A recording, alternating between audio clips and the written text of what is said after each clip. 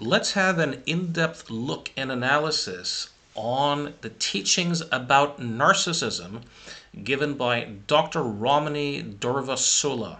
I probably butchered that name. Apologies for that. I did my best. Why do an in-depth critique of Dr. Ramani's teachings on narcissism? Well, I'm convinced that her teachings are a double-edged sword. On the one hand, I am convinced that her teachings has likely improved and saved lives. That's the positive side. Simultaneously, I do think that her teachings encourage victimhood and that they encourage the very cruelty and narcissistic tendencies that she intends to combat and protect people from. Now, before we get into this in-depth analysis, I want to share just a little bit about my background and my motivation for doing this. I've been in private practice since 1998. I see a lot of clients who depress, who anxietize, who struggle in relationships. Many of them claim to be suffering at the hands of partners who have narcissistic personality tendencies. Some of my clients do seem to have some of these tendencies themselves. So I have a lot of practical experience on the topic. I'm also quite well read on the literature regarding narcissism and also on Dr. Ramani's work in particular. I have read her book, Don't You Know Who I Am? I've read her most recent book, It's Not You. I've, for several years now, watched her YouTube channel. I tend to watch many of her episodes when they come out. And I've also watched several episodes of Navigating Narcissism, her podcast. So I think I have a pretty solid and good background in that sense, both practically and theoretically, to offer a valid critique.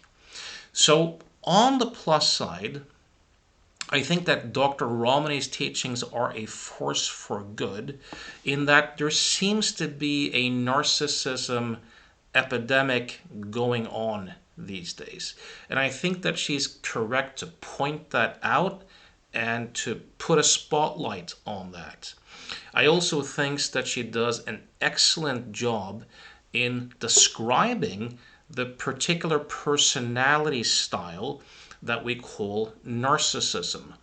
And also its flavors in grandiose, vulnerable, and communal, and so forth.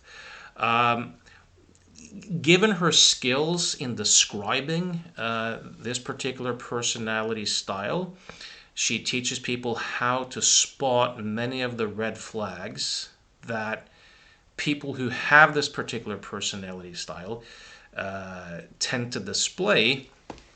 And having more knowledge about narcissistic personality style can allow you to spot these people and to deal with them in more useful ways, and ideally to avoid spending time with them at all, especially when it comes to people who have very strong narcissistic tendencies.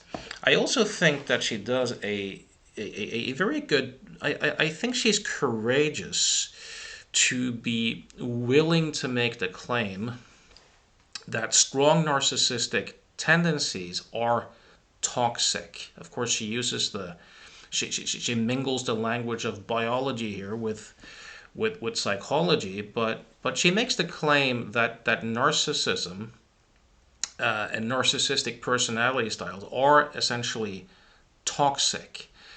And I think there's validity to that. Of course, we have to acknowledge that it is us who kind of project and attribute the toxicity to the behaviors and the personality tendencies that we think we see in another person.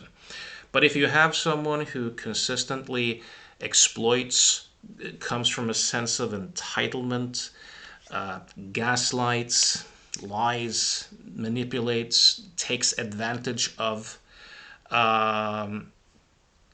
that's not a foundation for a healthy relationship. Another big strength of Dr. Ramani's teachings, I think, is that she points out that people who have these personality styles are not very likely to change much. And even if they do enter psychotherapy and they do make some changes, it's usually not enough to really make a difference. And this is a nice antidote to the endless emphasis these days on how personalities are not better or worse, but that they're just different, and that we need to encourage forgiveness and tolerance and multiple second chances, and to see the good in everyone. And I think that if you're dealing with people who have strong narcissistic tendencies going on, this is a mistake, because they are very unlikely to change. And what Dr. Ramani proposes are radical acceptance of that fact and realistic expectations, expectations that are not based upon the hope of change, but actually based upon expecting that these personality tendencies will likely remain pretty much unchanged. That and the emphasis on clear boundaries are a huge strength. And I also think that she gives a lot of people authority, expert authority, that gives a lot of people permission to go no contact when it comes to narcissistic family members. Of course, she doesn't instruct people and say you have to go no contact.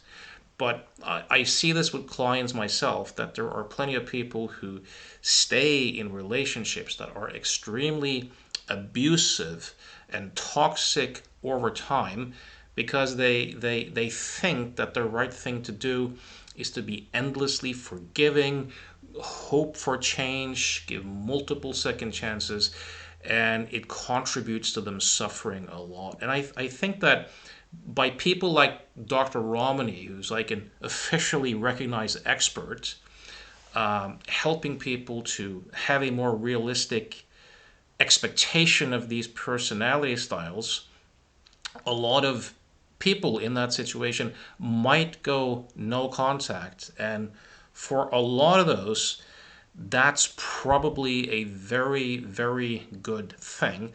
I have to say, I've done this in my own life. I was the first person in my own family to go completely no contact with a family member who I think has malignant narcissistic tendencies, probably bordering on, psychopathic. And these days, we have restraining orders against this particular family member because he's threatened the lives of several of us. So these days we're all in consensus of going no contact with this particular person. But I was the first person to do so, and I did so at a time where some people still believe this person to be a charming and person who deserved tolerance and empathy and understanding. And I was largely able to do this as a result of knowing quite a bit about these personality patterns and being able to spot them, and thereby go no contact. I have another family member as well who I've done the same thing with, and I deliberately do my best to have my kids have no contact with this person. Why? Because I think this person has very strong narcissistic tendencies.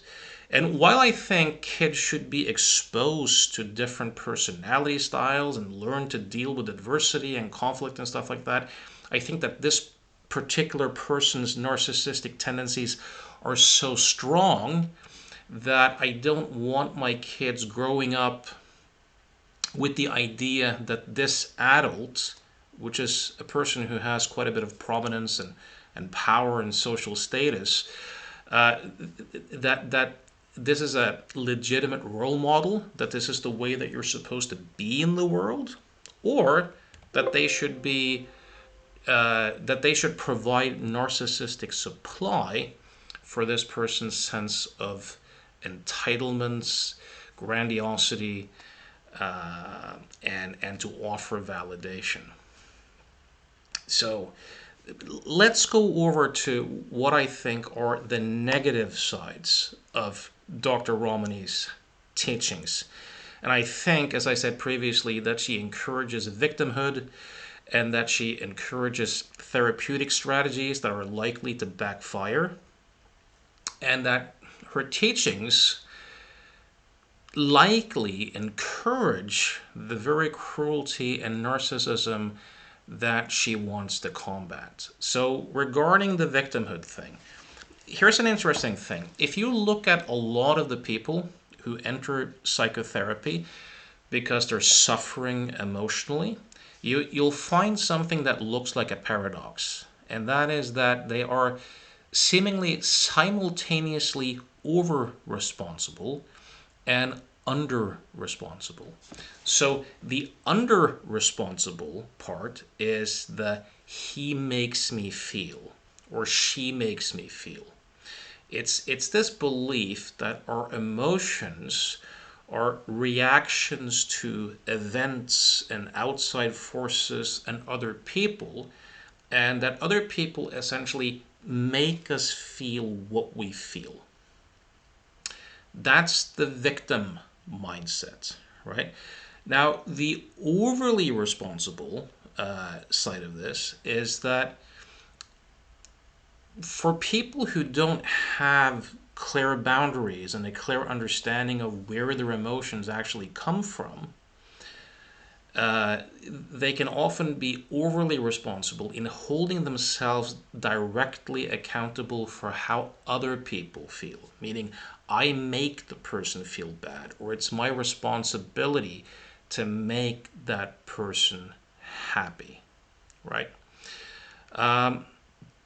Now, here's an ironical thing too, and that is that if you look at people who have the personality styles that are, categorized in the cluster B category, whether we talk about borderline personality tendencies or narcissistic personality tendencies or dissocial or antisocial or psychopathic, even though they're not quite the same, or histrionic.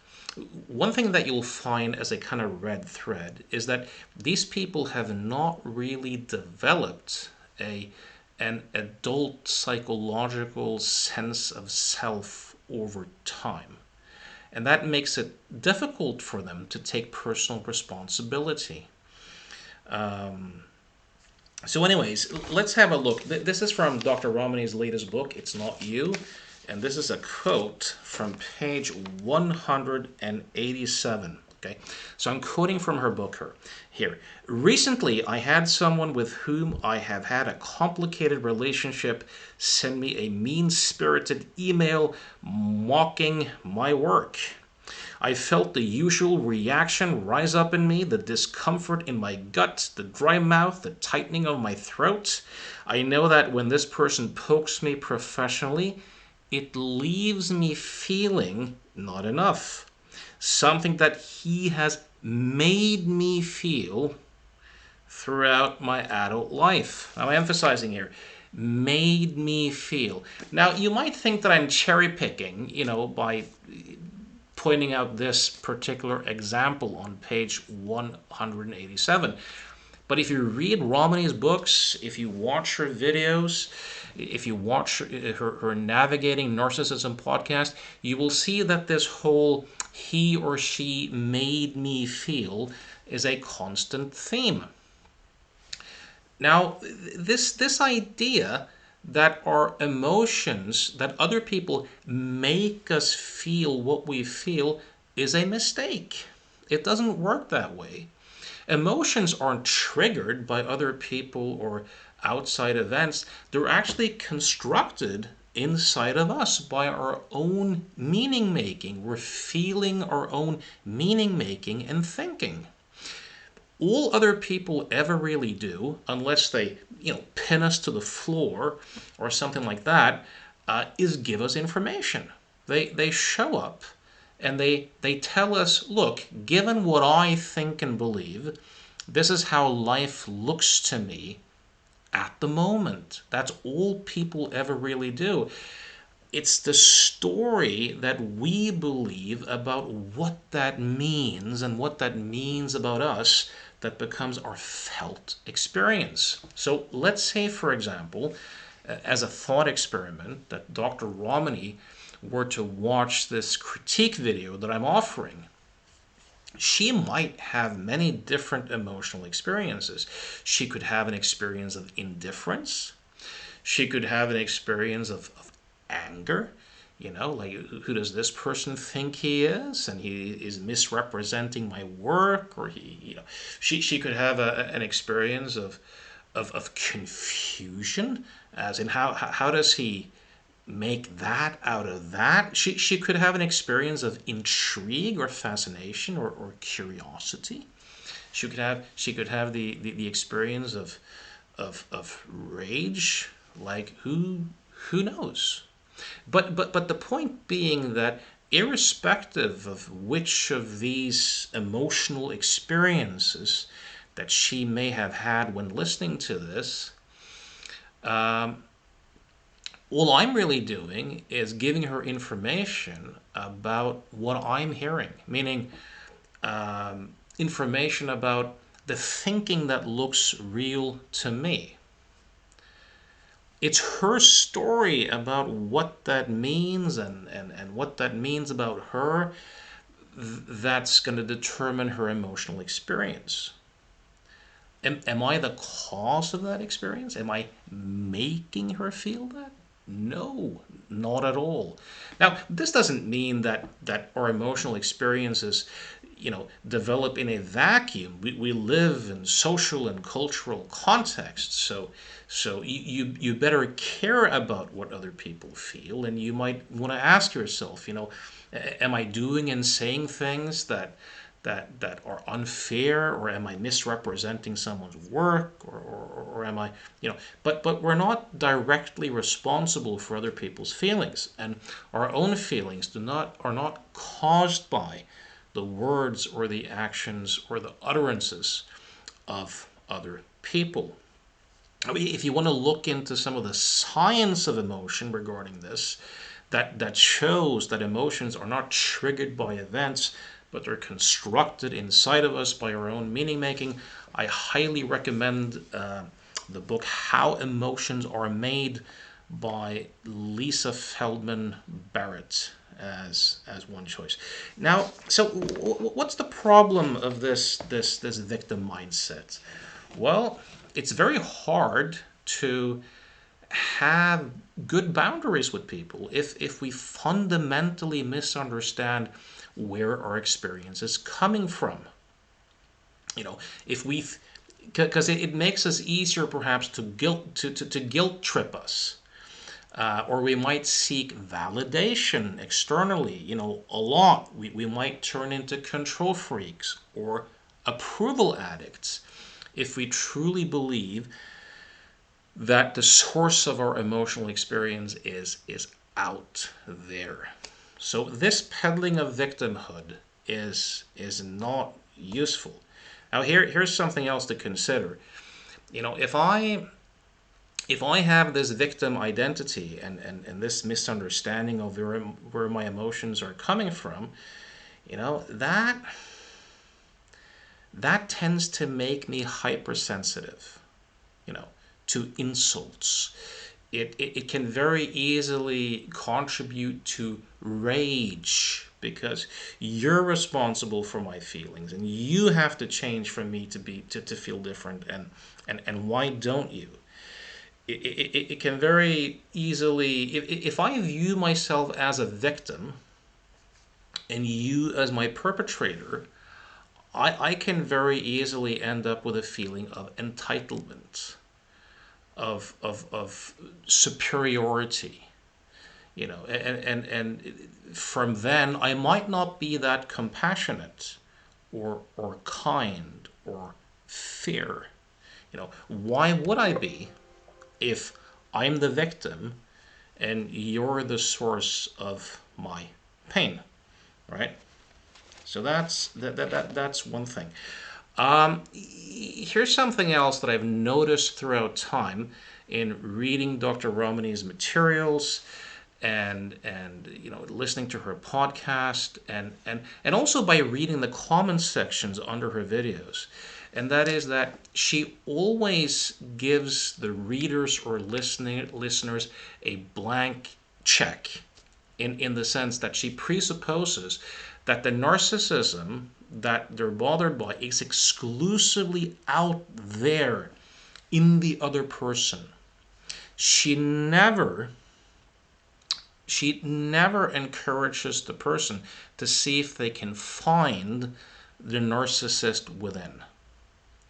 To see how much of this might be a projection of their own thinking, or what benefit there might be in their life in seeing the other person as a narcissist, how that might help them to maintain a particular identity or self-concept for themselves as a good person or a pure person. And that's problematic. It encourages black and white thinking. It lacks nuance. So I'll give an example of why I think this is problematic. So I remember working with a woman. She was a lawyer. Her ex-husband was this prominent lawyer who she said had very strong narcissistic tendencies, and she may be right. I mean, from her descriptions. But when she talked about, how manipulative he was, and he was charming, and he was superficial, and he essentially, and then and then we had 3 kids, and it's like, well, hold on. The more you can attribute that the other person is so charming and so seductive and so manipulative and such a narcissist, the more that allowed her to view herself as completely pure, completely innocent, completely in the right. And this is kind of destructive because that victimhood mindset, if you adopt it, the more you can project that the other person is all bad and all narcissistic, the more that can allow you to view yourself as completely innocent and completely pure and completely good. And once you do that, if you're the victim, there's no reason to self-reflect. There's no reason to self-reflect. There's no reason to really learn anything. There's no reason to really look at, well, what is it inside of me that resonates with people like that? What internal changes might I want to make, right? And that is so crucial. And Dr. Ramani's book title, the book that I just mentioned, It's Not You, well, it's true. It's true as far as it goes that it's not you, meaning you're not responsible for the other person's personality tendencies and their behavior. But it also is all about you, in a sense. And here's what I mean by that. If you... And I'm talking about in adult consensual relationships now, friendships, romantic relationships. If you time and time again find narcissistic romantic partners or friends, if people who are glib and superficial and who lack depth and who are exploitative and who cheat and who gaslight, if these are the people you find attractive, if these are the people you resonate with and feel at home with, you might want to ask the question, well, what is it about my own psychology and my own levels of maturity and my own model of the world, so to speak, that makes it so that this is such a good fit? It's like one person recently told me about another person who had been in this long-term marriage with a narcissist, where she said, oh, but that person, he's such a manipulative person. And I said, right, but she also has to be easily manipulated, and that's on her. In adult relationships, as brutal as it sounds, there really are no victims. There are only volunteers. So, of course, narcissism is on a spectrum. You have light ends of the spectrum, and then you have the kind of serious restraining order, death threats, malignant narcissists, and the vast majority of us, have some narcissistic tendencies. Now, if you're in a relationship with someone who's an extreme malignant narcissist, I'm not saying that you necessarily have that level of narcissism yourself, but what I am saying is that conflict is very seldom just external. You can acknowledge, you can have the both and logic that says, look, it's not about me, meaning I'm not responsible for that person's personality tendencies. And they may have those personality tendencies independently of me.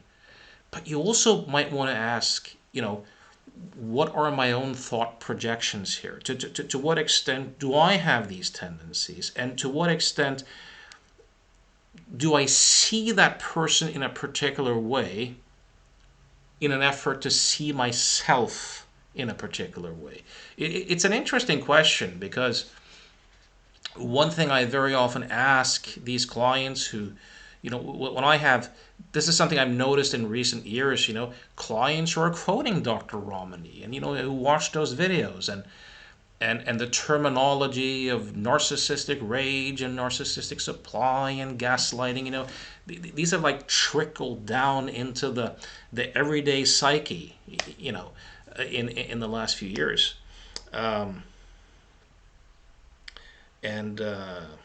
Well, I kind of lost my thread there a little bit. I'll get back to it. Let's see here. Well, I also think that she often doesn't make a good distinction between gaslighting and emotional reasoning. So when she offers these checklists of well, if someone says to you, for example, that you're too sensitive, they're gaslighting you, they're denying your reality. But I would argue that for one person to say to someone else, you're too sensitive, it's not necessarily any more gaslighting than someone who might say to someone else, I think you're too harsh. Ultimately, it's information about how the other person thinks. And people might question religious beliefs, political beliefs, ideas that you have sacred.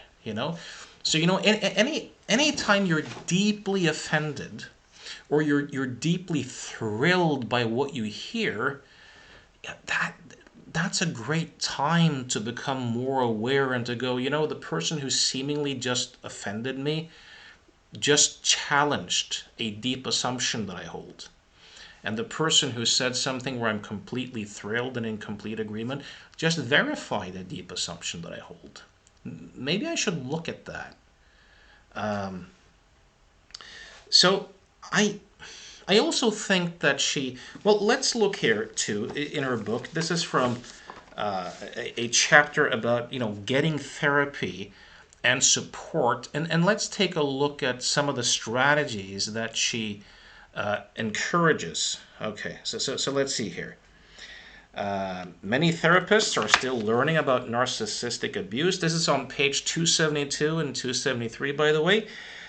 So while it's optimal to find a therapist who specializes in it, finding one who is well versed in narcissism and antagonistic personality styles, trauma, and domestic abuse can also be helpful. You want a therapist who does not blame or shame you. I agree with that. Doesn't ask what your contribution is to the narcissistic person's behavior. I disagree with that. I think I think a good therapist should have good boundaries in the sense that you are responsible for your own thoughts and feelings and behaviors, and the other person is responsible for their thoughts, feelings, and behaviors. But in a relationship, it is smart to ask a question like, well, what might I be doing or not doing that may be contributing to these behaviors? You know, am I setting boundaries? Am I having realistic expectations? You know, these are on us. So I disagree with Ramani. I think you want to work with someone who actually does ask you what you might be doing or not doing that contributes to that person's behavior. Let's see here. Doesn't scold you for wondering if a person in your life is narcissistic or toxic or gaslighting you. I agree. Doesn't ask you to keep giving second chances or to repeatedly set boundaries that are never honored. Oh, and above all, who never asks you, why don't you leave? Well, I think that's an absolutely valid question to ask. If someone comes in and they say, look, my partner's deeply narcissistic, I'm being abused, I'm being gaslit, to ask the question, well, why don't you leave? Going into a relationship is a choice. Staying in the relationship is a choice. Leaving is a choice. Now, of course, on the one hand, they're staying because given the thinking and feeling that looks real to them, it makes sense for them to stay. And I'm not saying to judge people for that, but you might want to look into the very thinking that looks real to them and help them to get some perspective on that. This is a typical thing of people who kind of have that victim attitude. It's almost met with contempt, as if you're a brute or a savage if you ask someone questions like, why don't you leave? Let's see here. Well, therapy that's non-judgmental, trauma-informed. So, well, trauma-informed. Well, let's get back to that in a couple of seconds. So one other thing that Dr. Ramani kind of encourages is for people to lean into their ruminations and to actually do a lot of rumination. And to tell their story again and again and again, and to join support groups. I don't think this is constructive at all. And I think one of the reasons why, if you look at teenagers and young people who are more depressed, more anxious, have more suicidal ideation and suicide attempts, and they cut themselves, I think there's several contributing factors to this, from lack of free play to an overemphasis on safety and trauma and stuff like that. But a lot of it too has to do with encouraging young people to ruminate on their feelings and to take them so very, very seriously. If you look at the method today that has the most scientific support as a framework, as a way of working to help people who depress, it is metacognitive therapy. Now, and what does metacognitive therapy do? Well, it actually identifies that one of the major players in what we call depression is rumination. And one of the main goals of metacognitive therapy is to help people reduce their worrying and to reduce their rumination by helping them become aware of it and helping them to have choice about it and to change their beliefs about rumination and worry. So the opposite is way more likely to be helpful. don't lean into your ruminations. Support groups. Dr. Ramani strongly encourages support groups. Now, let me say this. If you've been in a relationship with a lot of abuse and someone who's been cheating and lying and gaslighting and raging and doing all that sort of stuff, yes, when someone like Dr. Ramani comes along and they offer an explanation, a framework, and they give you the experience of being seen in a way that's not common in a society where people don't know that much about these narcissistic personality styles, that can be damned useful. So I'm not saying that having conversations with people who have gone through something similar, that can't be very useful. Yes, it can. You can have the experience that someone else sees you and gets your experience. But I'm skeptical about support groups. In my own private practice, I back in 2006 is one of the best decisions I ever made. I stopped working with people who were part of like phobia groups and anxiety groups and all sorts of survivor groups because I noticed that there's something about basing your identity and your social network around an issue that you want to solve. There's something about that whole survivor mindset, creating an identity out of this that makes people extra stuck, that encourages the rumination. And what you very often see in these groups is, of course, people are in these groups because they don't know how to have healthy relationships. People who are in anxiety groups or depression groups have not found ways of dealing with thoughts and feelings that help them to not depress, right? So it's the last place a depressed person should really be.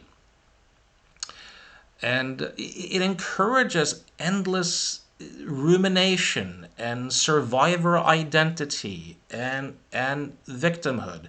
And again, basing your identity and your social network around a problem that you want to solve is not a good idea. You see this with eating disorder groups. They often start competing. You see this in all sorts of victim-oriented groups. People start teaching each other ways to depress and other ways to do their eating disorder and who's the biggest victim, and that's how they get their significance. So I don't think that's a good idea. Now, another thing that Dr. Ramani is kind of big on is that the therapy should be trauma-informed. I say run away from these so-called trauma-informed therapists. One of the guests that Dr. Ramani has had on her Navigating Narcissism program, someone Dr. Ramani clearly looks up to and has influenced Dr. Ramani's work, is the betrayal blindness psychologist, Dr. Jennifer Freud. Now, Dr. Jennifer Freud is actually on the losing side of the memory wars. Back in 1991, as a 33-year-old woman, she went to a psychologist, in therapy. And during the second session, the psychologist asked her if she had, ever been abused. And she started remembering 13 years from the age of 3 to 16 of constant sexual abuse of her father. These alleged repressed memories that she didn't know about until she came into therapy. Now, of course, I don't know Jennifer Freud. I don't know Peter or Pamela Freud. I wasn't around. I have no idea whether she was ever sexually abused or not. But I know that particular mechanism, this idea that you can be sexually abused from age 3 to 16 and have no memory of it, that it's all repressed in the unconscious and can then be released and remembered later. There's no evidence from memory science. There's no evidence that memory works that way. And this, of course, it was her parents who started the false memory syndrome, organization. Um, that was based upon that particular case, but a lot of the people who joined, people like Frederick Crews and Elizabeth Loftus and Paul McHugh, these academic experts on memory, they joined in because the whole recovered memory movement of the 80s and 90s is arguably the biggest scandal in psychology. According to science writer Mark Pendergrass, at its heyday in the early 90s, probably around 1 million people a year in the United States alone discovered memories of sexual abuse in therapy. Let me be clear. These are not people who came to therapy knowing that they had been abused. These were people who came to therapy, usually women in their late 20s or early 30s, who came to see these therapists who had like a neo-Freudian and feminist ideologist, here's the victimhood again, bent, who suggested to them that their symptoms were likely the result of repressed memories of sexual abuse, and that during the treatment they would have to recover these memories to heal, right? So again, according to the science writer Mark Pendergrass, probably 1 million people a year discovered memories of sexual abuse. That probably did not occur because there's no evidence that memory works that way. Thousands of families were split apart. There's no evidence that these people who went through recovered memory therapy, who were encouraged to remember satanic ritual abuse and to develop multiple personalities and to uncover so-called repressed memories. There's no evidence that these people were helped. They were harmed as a group. And countless people were sent to jail innocently. If you look at the current high priest of traumatologists or trauma-informed care, Bessel van der Kolk, his testimony led multiple people to prison, innocently so, based upon Bessel van der Kolk's testimonies, which were pure pseudoscience and still are. The guy is a fraud. You can read about these cases in Margaret Hagen's book, Horse of the Courts. You can also check out Mark Pendergrass's books, Victims of Memory, The Repressed Memory Epidemic, Memory Warp. You can check out Paul McHugh's excellent book, Try to Remember, to really look at this. So Jennifer Freud is on the wrong side of the memory wars, and this sort of mindset has clearly influenced Dr. Ramani's teachings, as she claims herself. Something else regarding trauma. This whole, trauma is a framework. It's a particular way of interpreting experience. And I have to remind you that up until very recently, what today gets very liberally defined as trauma was just part of life. And there's really no evidence that the work of the traumatologists and all these PTSD diagnoses have helped people have better lives. Quite the contrary. If you look at especially young people today, they're struggling a lot. And one important contributor to this is this whole idea of learning people to see themselves as victims and learning people to frame their unwanted and painful experiences in life as trauma. So if you look at, for example, the whole PTSD industry today, the whole PTSD industry are people like Bessel van der Kolk who jumped ship when the recovered memory movement and the multiple personality movements, these dissociative disorder units in hospitals that insurance companies would no longer pay for, that industry got pretty much shut down around 1997 as a result of a number of high-profile, high settlement cases. So the people who were prominent in that movement, the biggest scandal in psychology, jumped ship over to the PTSD industry.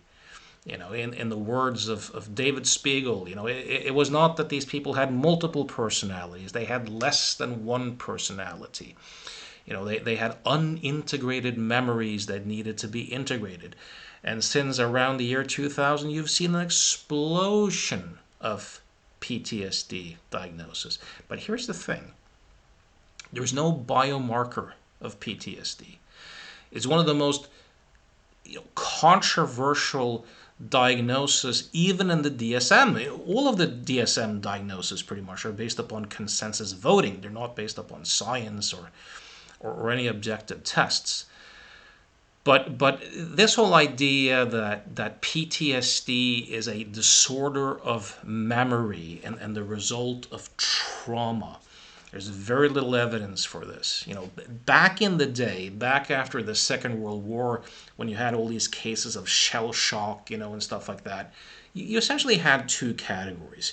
You had the people who had the shocking incident, and then you had the people who were just in this, in war for months at a time. And the typical responses for people with the kind of shell shock was initially feeling numb and having some derealization experiences, and then getting anxious for a while, perhaps having some nightmares, and then gradually recovering. And the same with people who were in war for longer stretches of time.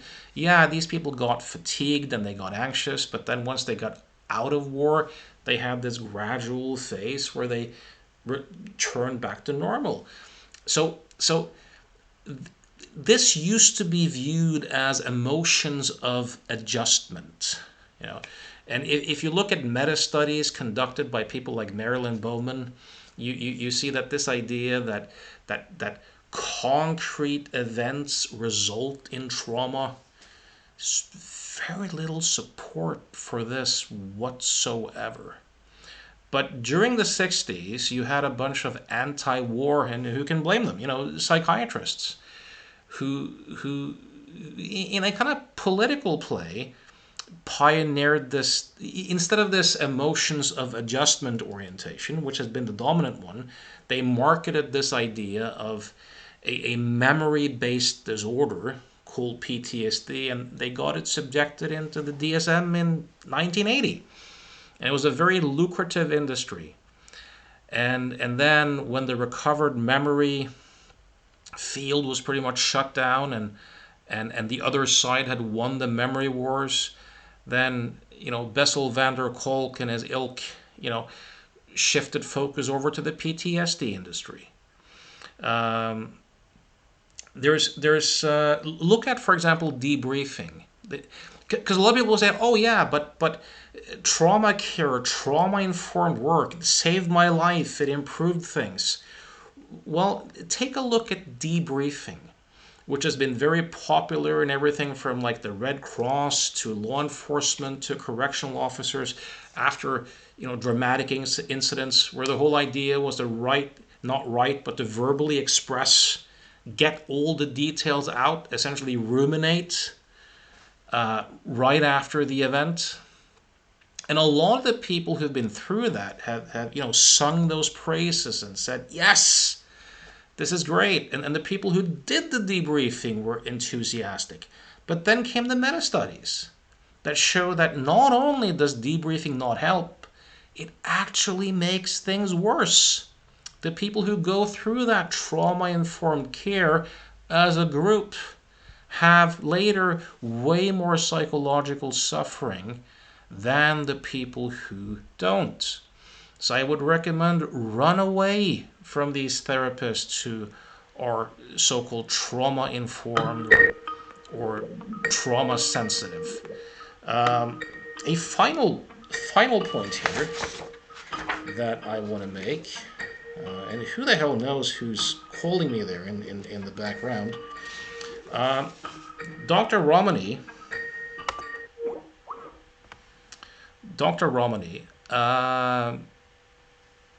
tends to emphasize empathy as the holy grail. You know, she even writes that empathetic people are great.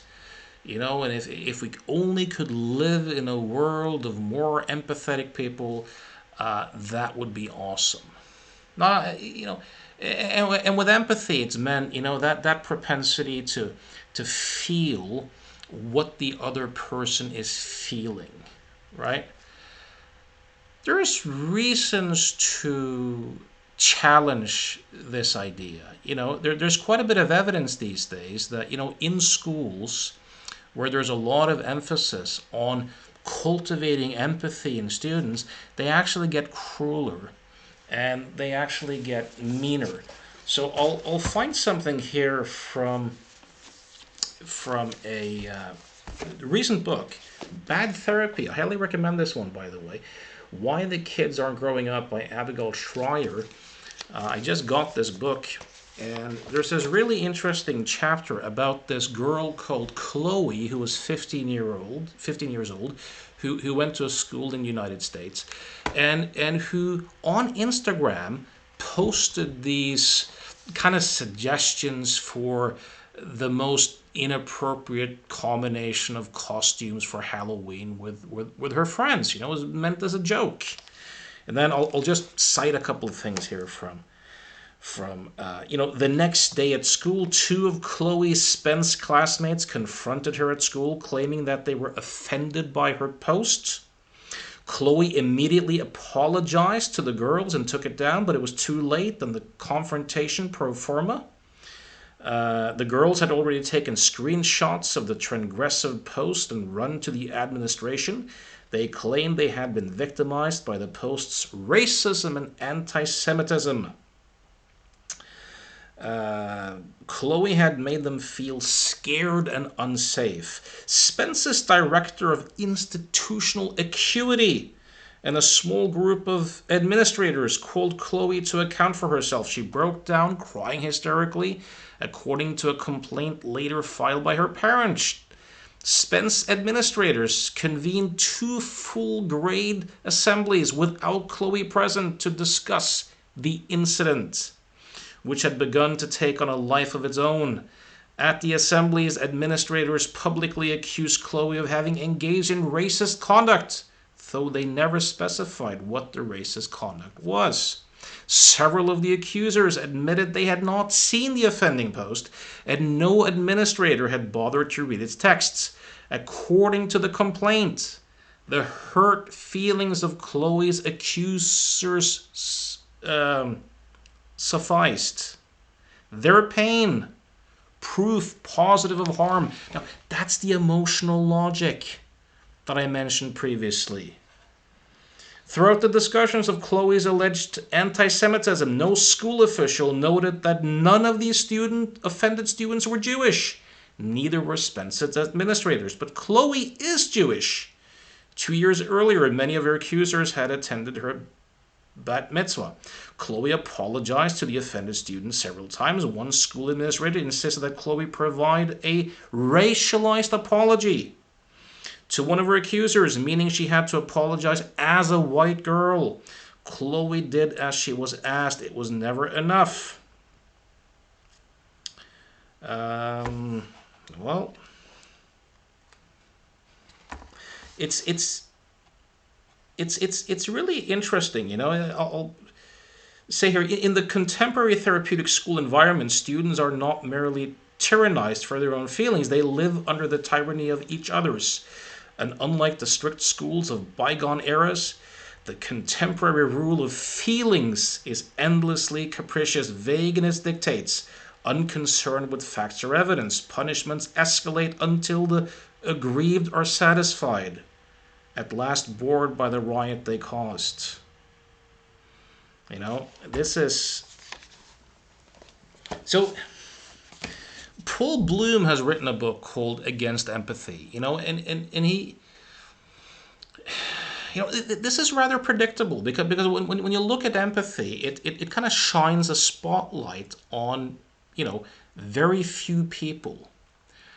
And what you tend to do is you tend to emotionally engage with their plight, very often at the expense of others or at the expense of the outgroup.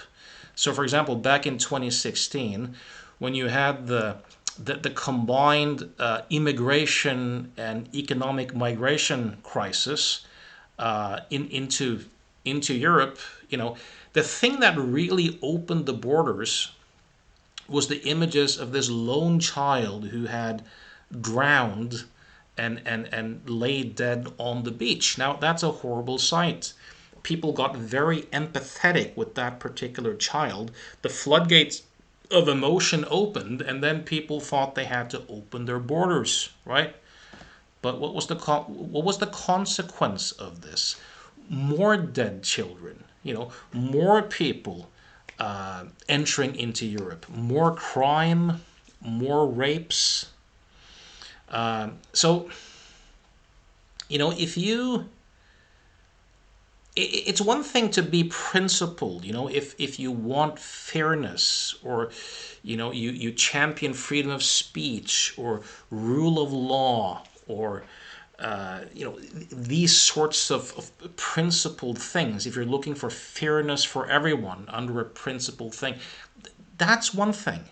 But empathy is so selective, and empathy towards the one person's feelings very often comes with the cost of a complete indifference to the outgroup. And there's a so there's a Buddhist monk by the name of Matthew Ricard who was unofficially dubbed the happiest person in the world in Richard Davidson's neuroscience lab. And he's been involved in research that clearly differentiates between compassion and empathy.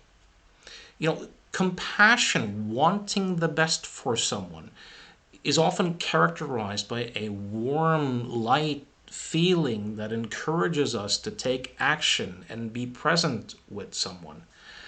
Empathy, on the other hand, tends to make us suffer a lot emotionally. And you see this with therapists too. Therapists who are very empathetic and who feel the other person's pain, they get so emotionally distressed by their own emotions that they want to save the other person to alleviate their own suffering. But the best therapists are not the empathetic ones, it's the compassionate ones. It's not the ones who feel their client's pain. It's the one who can show up clear-headed, open-hearted, present, have a warm feeling of connection and light-heartedness, and help that person discover something new. So this idea that empathy is the holy grail of goodness is largely a myth. And even if you look at violence and if you look at psychopaths and stuff like that, there's anyone who's read up on criminology knows that low empathy is not a good indicator for violence, nor is high empathy, a good indicator for lack of crime or violence. There's hardly any correlation between the two. One of the cases that Paul Bloom writes about in the case against empathy is in Dubai. This